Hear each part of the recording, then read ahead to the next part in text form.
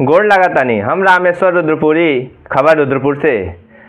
रउआ लोगन के टटका टटका राजनीतिक, सामाजिक, सरोकार से भरपूर देश प्रदेश का हर छोटी बड़न खबर खातिर करम आपके आमने सामने, आपके वही भोजपुरी अंदाज में। तो चलिए देखिए आज का ताजा अपडेट।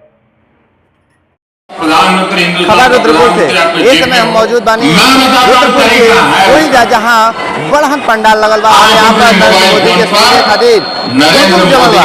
और देखिए एजा कितना बड़ा भीड़ जमल बा। कैमरा मैन के काम यहाँ पर चारों तरफ दिखाए और एजा कितना भीड़ जमल बा एजा आज चारों तरफ से लोग आ चुकल बा और पूरा चप्पा चप्पा पे चेकिंग चलता। चेकिंग पे सीधे खड़ा भी लोग यहाँ पे आवता और प्रयास करता। और रउआ लोगन के बता दें कि आज प्रधानमंत्री नरेंद्र मोदी जी रविवार के दिन देवरिया जिला के रुद्रपुर के कासिम में एक जनसभा के संबोधित कैले रहनी। वो जनसभा में आगामी चुनाव और सरकार के उपलब्धि और भविष्य के योजना पर भी विस्तार से चर्चा कैले रहनी। बड़ी संख्या में उपस्थित जनसमूह ने उनके विचार और योजना के ध्यानपूर्वक सुनले रहे। वो अपने भाषण का शुरुआत भोजपुरी में कैले रहनी। प्रधानमंत्री जी अपने भाषण में 4 जून का विशेष उल्लेख कैनी। वो बतौनी कि ए दिने स्वयं सहायता समूह का 3 करोड़ महिला लोग लखपति बनिए। एक अलावा करोड़ों लोगन के पीएम सूर्य योजना के तहत बिजली मिली। और वो बतौनी कि 4 जून का इंतजार कहे बा, ए दिन से भारत का एक नई दिन का शुरुआत हुई। भारत माता की, भारत माता की, मां करबल दे की, मां करबल दे की, तरकुलहा देवी, बुढ़िया माई, गुरु गोरखनाथ और देवरवा बाबा की धरती से हम रउआ सबके प्रणाम करतानी। साथियों, कल छठे चरण का मतदान भी खत्म हो गया है। अब आप लोग इजाजत दें तो मैं बोलना शुरू करूं। आप 2 मिनट आपका चलिए हो जाए।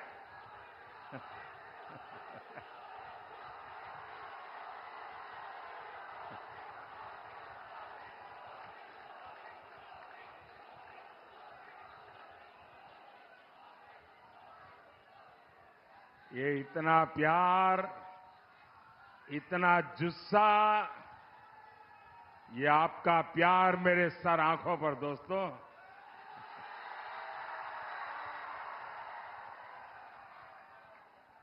ये नौजवान तो हमारे जिगर के टुकड़े हैं जी।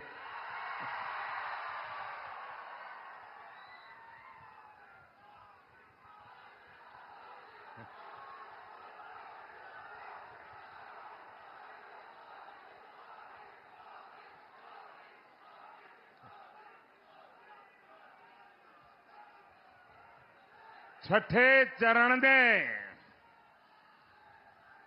इंडी गठबंधन के छक्के छुड़ा दिए हैं।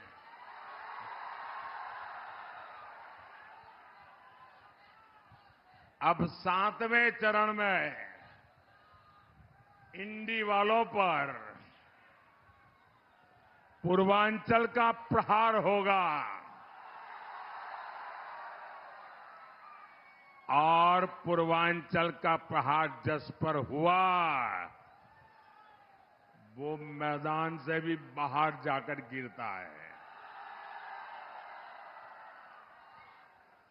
आपका उत्साह एक ही बात कह रहा है, फिर एक बार, फिर एक बार, फिर एक बार, फिर एक बार। साथियों, 4 जून 2024 ये तारीख भारत का भविष्य तय करने जा रही है। अमृत काल के संकल्प विकसित भारत का निर्माण, 140 करोड़ सपने, 4 जून को देश एक नई उड़ान के लिए पंख फैलाएगा। इसलिए करोड़ों लोग 4 जून का इंतजार कर रहे हैं। जो करोड़ों लोग 4 जून का इंतजार कर रहे हैं, 3 करोड़ गरीब जिन्हें आने वाले सालों में पक्का घर मिलेगा, उन्हें 4 जून का इंतजार है। 70 साल की उम्र से ऊपर के वो बुजुर्ग जिन्हें अब 5 लाख रुपए का मुफ्त इलाज मिलेगा, उन्हें 4 जून का इंतजार है। वो करोड़ों युवा जिन्हें मुद्रा योजना से अब 20 लाख रुपए की मदद मिलेगी, उन्हें 4 जून का इंतजार है। स्वयं सहायता समूहों से जुड़ी 3 करोड़ बहनें जब लखपति दीदी बनेगी, उन्हें 4 जून का इंतजार है। देश के करोड़ों लोग जिन्हें पीएम सूर्यघर योजना से मुफ्त बिजली मिलेगी, उन्हें 4 जून का इंतजार है। देश को पता है 4 जून से ही भारत के तीसरी बड़ी अर्थव्यवस्था बनने का काउंटडाउन शुरू हो जाएगा और दुनिया की तीसरी बड़ी अर्थव्यवस्था बनने का मतलब है हर भारतवासी के पास आगे बढ़ने के ज्यादा मौके, हर भारतवासी के पास अपनी आय ज्यादा बढ़ाने का मौका।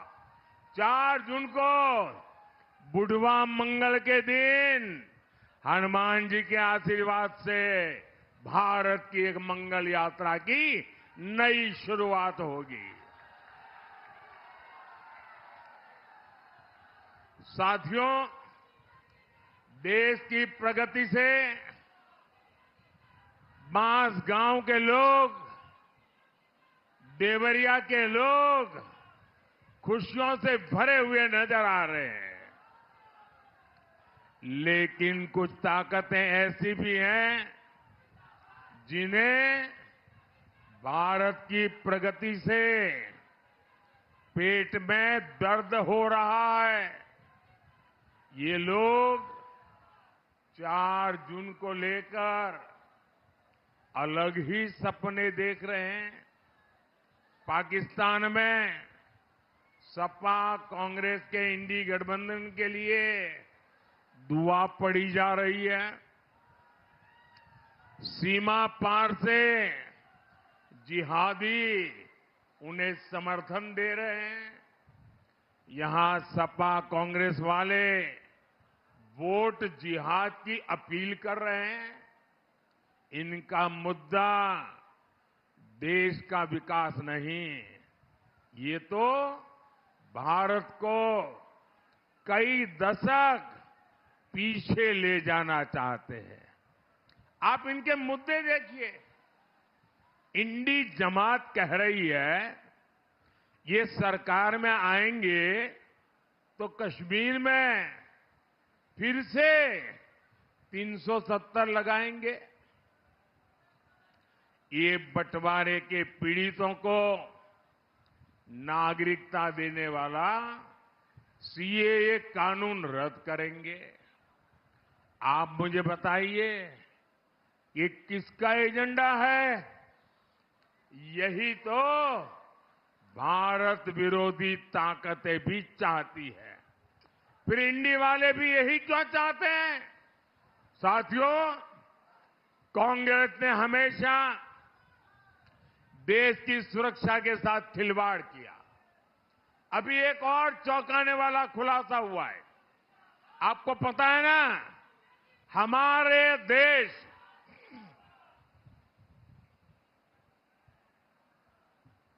इतनी मात्रा में नौजवान है, तो जरा ये बड़ा महत्वपूर्ण मुद्दा मैं आज आपको बताने जा रहा हूं।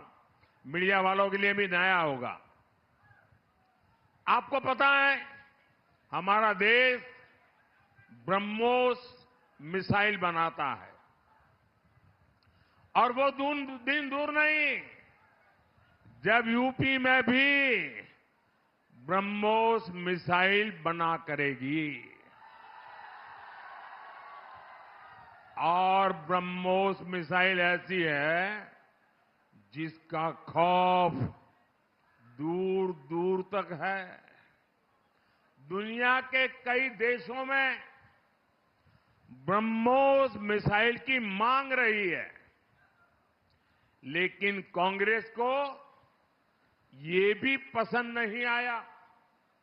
जो देश भारत से ब्रह्मोस खरीदना चाहते थे, दुनिया के कई देश, कांग्रेस सरकार ने उनके सामने भी रोड़े अटकाए। आप जानते हैं क्यों? ये इंडी वाले चाहते हैं भारत रक्षा क्षेत्र में न आत्मनिर्भर बने और न ही भारत में हथियार एक्सपोर्ट करने की क्षमता पैदा हो।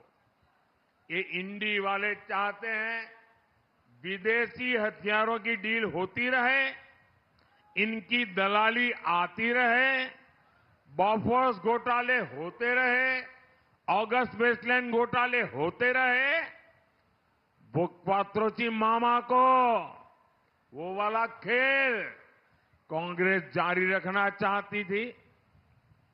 लेकिन भाइयों बहनों, आज हम रक्षा क्षेत्र में आत्मनिर्भर भारत की ओर मजबूती के साथ आगे बढ़ रहे हैं। हमारे यूपी में डिफेंस कॉरिडोर बन रहा है।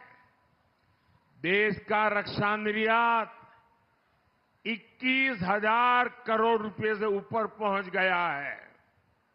अब आप बताइए, देश में डिफेंस कॉरिडोर बनाने वाली सरकार होनी चाहिए या दिवाली वाली,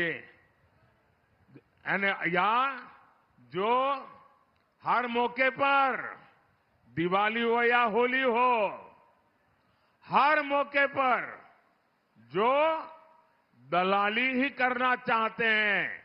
क्या दलाली करने वाली सरकार चाहिए क्या? साथियों, ये कांग्रेस और सपा, ये इंडी जमात वाले, इनकी राजनीति का एक ही मकसद है, तुष्टीकरण। तुष्टीकरण के लिए हमारी आस्था को गाली देते हैं। ये कांग्रेस पार्टी राम मंदिर प्राण प्रतिष्ठा, रामलला प्राण प्रतिष्ठा का अवसर, उस निमंत्रण को ठुकरा देती है।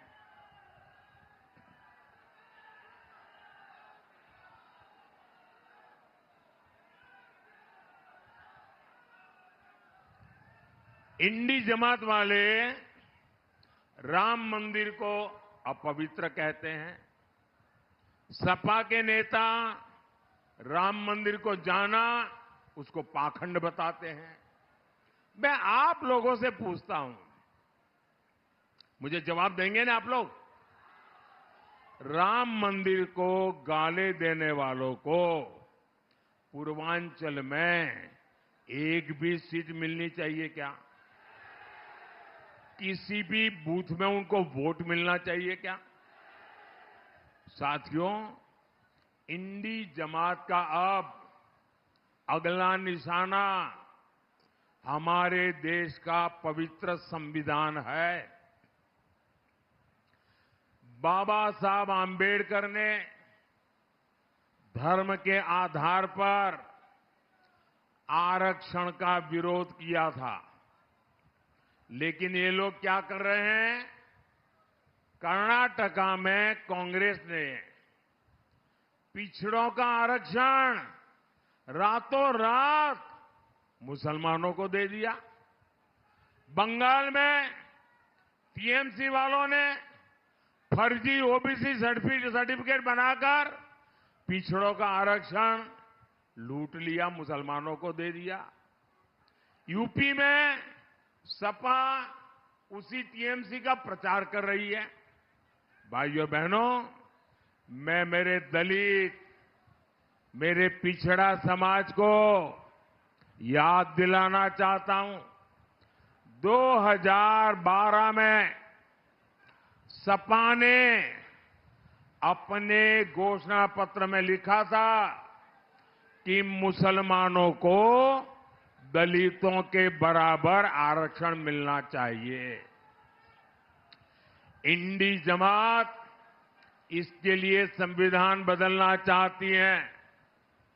मैं इनसे सवाल पूछता हूं तो ये मोदी को गाली देते हैं। धर्म के आधार पर आरक्षण का विरोध मोदी डट करके कर रहा है। विरोध होना चाहिए कि नहीं होना चाहिए? आप मोदी को साथ देंगे कि नहीं देंगे? क्या धर्म के आधार पर अब देश को बंटने देना चाहिए? फिर से देश के टुकड़े होने देना चाहिए? दलित पिछड़ा के आरक्षण की लूट रुकनी चाहिए या नहीं रुकनी चाहिए? साथियों, सपा केवल अपने परिवार का कुटुंबा बचाने के लिए चुनाव लड़ रही है। यही सपा का चरित्र है। आप याद करिए, सपा का वो जंगल राज, बहन बेटियों का घर से निकलना मुश्किल था। मां बाप मजबूर होकर बेटियों का स्कूल कॉलेज छुड़वा देते थे। व्यापारी इसी खौफ में जीते थे, अब कौन गुंडा फिरौती मांग ले, कब किसका प्लॉट कब्जा हो जाए, कब किसका खेत चला जाए। सरकार की जमीन तक पर माफियाओं ने महल खड़े कर दिए थे। लेकिन जब से योगी जी आए हैं, माहौल ही बदल गया, मौसम भी बदल गया। हमारे योगी जी तो अच्छों की गर्मी उतारने में एक्सपर्ट है।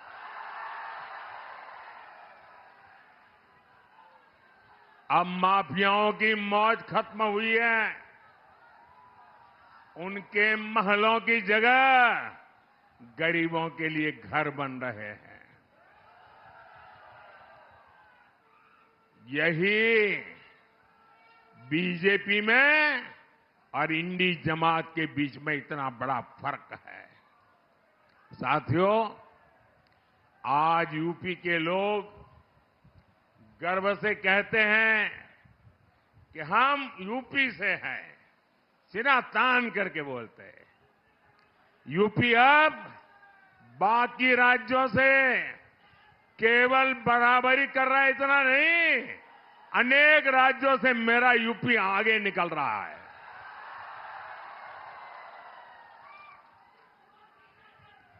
मैं यूपी का सांसद हूं, आपका पड़ोसी हूं।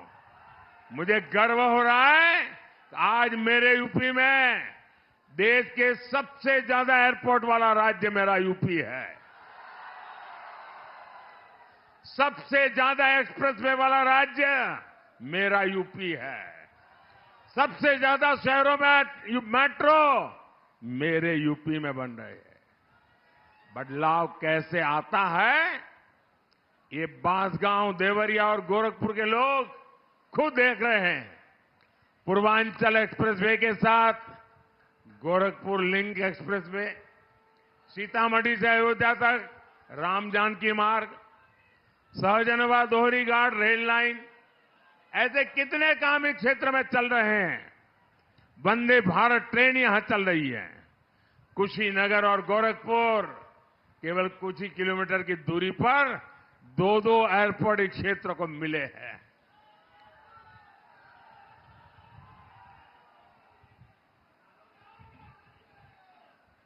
अच्छी स्वास्थ्य सेवाओं के लिए गोरखपुर में नया एम्स खुला है, कुशीनगर में नया मेडिकल कॉलेज भी बन रहा है। 10 साल के भीतर ये विकास कार्य, लंबी लिस्ट है, लेकिन मोदी तो कहता है ये तो अभी ट्रेलर है, ट्रेलर।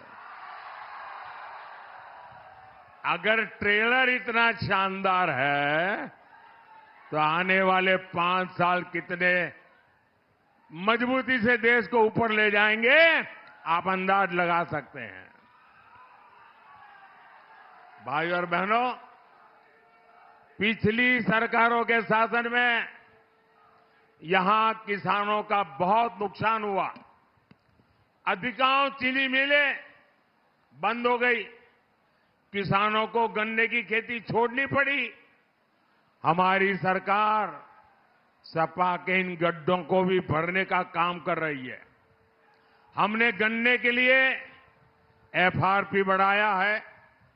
गन्ना किसानों का हजारों करोड़ रुपए का बकाया चुकाया है। बांसगांव देवरिया के किसानों को पीएम किसान सम्मान निधि के भी 1,500 करोड़ रुपया मिले हैं।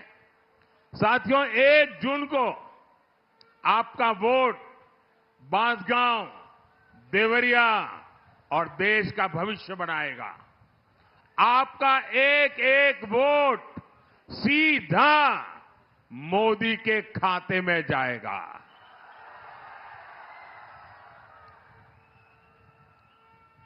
बांसगांव से मेरे साथी भाई कमलेश पासवान और वहीं रहिए, और देवरिया से युवा साथी भाई शशांक मणि त्रिपाठी, इन्हें भारी बहुमत से जितवाना, ज्यादा से ज्यादा वोटों से जितवाएंगे, ज्यादा से ज्यादा मतदान करवाएंगे, सारे रिकॉर्ड तोड़ेंगे, सभी पोलिंग बूथ में जीतेंगे।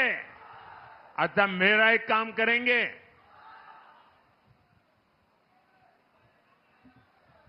बड़े कमाल के लोग हो यार, इनके लिए बोलता हूं तो जोरों से बोल रहे हो, लेकिन मेरे लिए कहा काम करोगे तो ठंडे पड़ गए। ऐसा कैसा भाई, बताओ, मेरा एक काम करोगे? ऐसा नहीं, दोनों हाथ ऊपर करके बताओ। अरे मेरे जिगर के टुकड़े इतने यहां है, जरा दम लगा के बोलो ना। मेरा एक काम करोगे? देखिए, हर गांव में, हर इलाके में देवस्थान होते हैं, तीर्थ स्थान होता है।